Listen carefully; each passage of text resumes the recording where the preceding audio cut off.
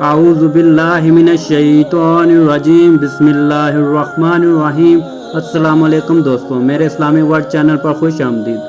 آج میں آپ کو حدیث کی روشنی میں معجزات مصطفیٰ صلی اللہ علیہ وآلہ وسلم پڑھ کر سناؤں گا۔ صلح حدیبیہ کے موقع پر حضرت عثمان رضی اللہ تعالیٰ عنہ مشرکین مکہ کے پاس رسول اللہ صلی اللہ علیہ وسلم کے سفیر بن کر گئے تھے، تو ان کے آنے سے قبل صحابہ کہنے لگے، حضرت عثمان رضی اللہ تعالیٰ عنہ بیت اللہ تشریف لے گئے ہیں اور انہوں نے بیت اللہ کا طواف کیا ہوگا۔ یہ سن کر نبی پاک صلی اللہ علیہ وآلہ وسلم نے فرمایا، میں حضرت عثمان رضی اللہ تعالیٰ عنہ کے بارے میں یہ گمان نہیں کرتا کہ انہوں نے تنہا بیت اللہ کا طواف کر لیا ہو، جبکہ ہمیں بیت اللہ سے روک دیا گیا ہے۔ جب حضرت عثمان رضی اللہ تعالیٰ عنہ تشریف لائے تو صحابہ رضی اللہ تعالیٰ عنہ نے پوچھا کہ کیا آپ نے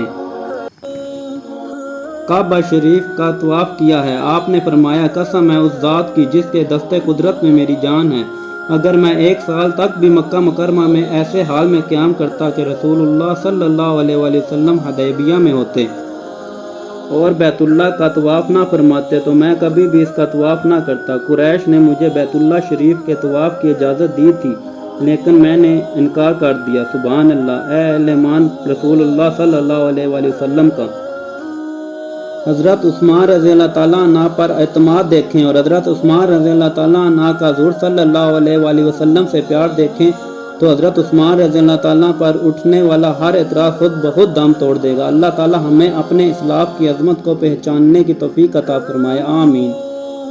ویڈیو کو صدقہ جاریہ سمجھ کے آگے شیئر کریں۔ ملتے ہیں اگلی ویڈیو میں، اللہ حافظ۔